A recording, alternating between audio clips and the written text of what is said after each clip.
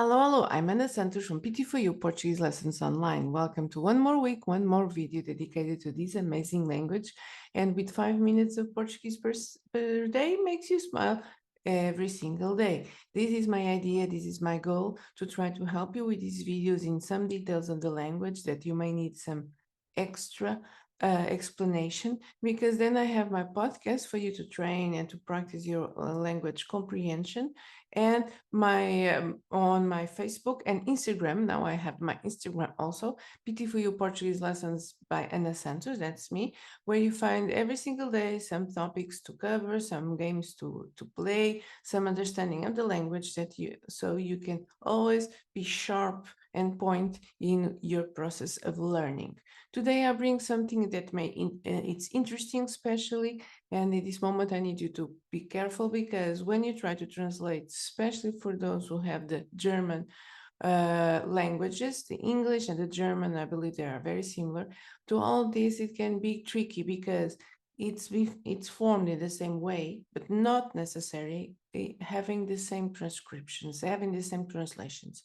So today I bring this idea of compostos. What's a composto mode?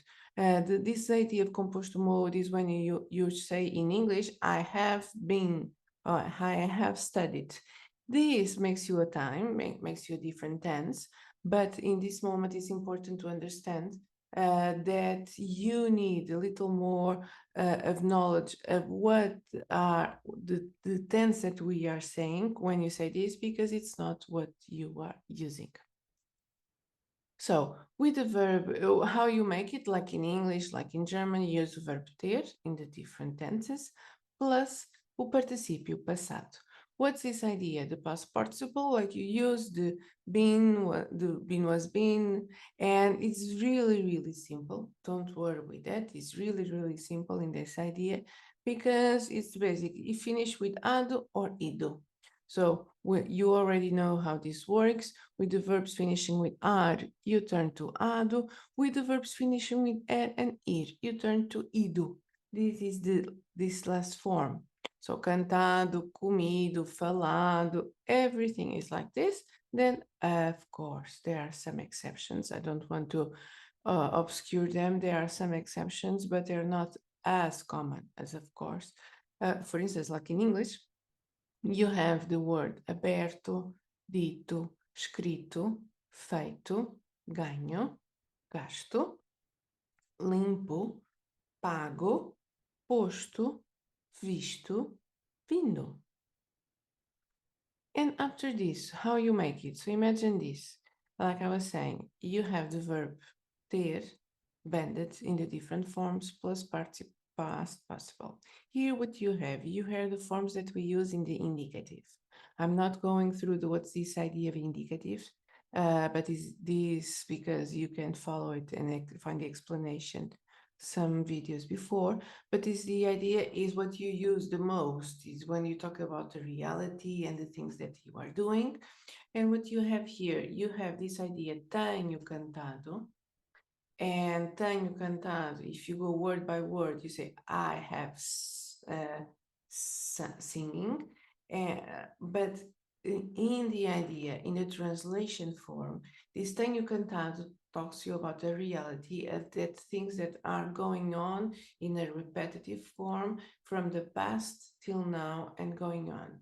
So that's why in English, if you want to translate tenho cantado, you need to think about I have been singing. So tenho cantado in the shower every single day. So it's a routine in your life. Tenho cantado. Tinha cantado makes it different because it's something that is all about the past and now you don't do it anymore. Terei cantado, I will have sung. So it's this idea that something that will happen in the future, but immediately with some condition. Teria cantado is the idea I would have sung, in this idea of something would have happened if, again, something wouldn't have happened also. So let's see here some examples that you have here, according to the explanation that we did before. So you have, eu tenho estudado muito ultimamente. This word ultimamente, lately, can give you the hint about something that is going on in the routine. That's why this idea, I've been studying a lot lately. It's something that you are doing in the constant form in your life. And since the past is still in the present, and it tells you the idea that it might moving on through the future. Eu tenho estudado muito ultimamente. Then you have this idea, eu já tinha jantado quando chegaste. This word já, this already, in the past form, also gives you the hint for this form. Eu já tinha jantado quando chegaste. So this is a past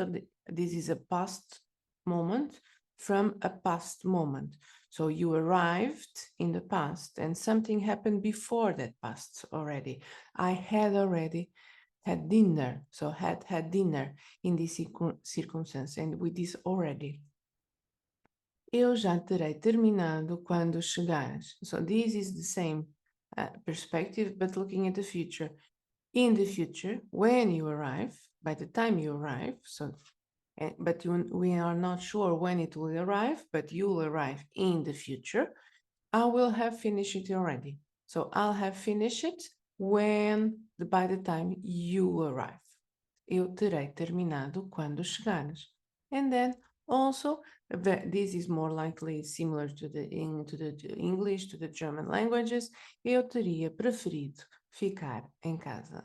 I would have preferred to stay home. Eu teria preferido ficar em casa. So this can be interesting in some way, especially because if you do the translation, the direct translation from a German language to the Portuguese language, sometimes it can be interesting, especially when you start talking about the past, that you use this form, the have studied, for instance, that is pay attention, and this is the most important, is not the same translation that you may have in Portuguese. That's the most topic, the topic that is the most important. For today, I give you this. The beautiful thing about learning is that nobody can take it away from you. This is something that I really believe, and it should be part of our life and through our language construction.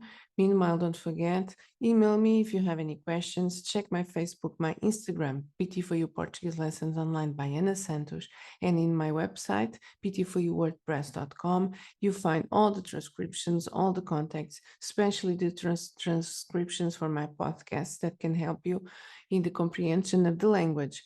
Meanwhile, subscribe this YouTube channel so you can every single week find a new chapter in your life. Don't forget. Have fun. Ciao, ciao.